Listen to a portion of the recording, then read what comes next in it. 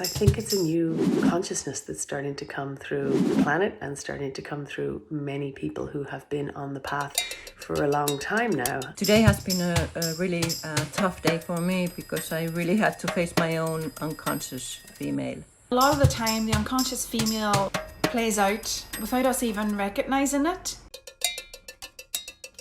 Whoa. Oh shit. As a conscious female, I tune into my own life's mission. The conscious female practices the art of divine alchemy. And the unconscious me just loves creating pain and confusion, like Ciara said. The unconscious female has mastered the art of victim blame. I do so much for all you guys, and I get no thanks in return. Let's do our work, and as a team I feel we can really support each other.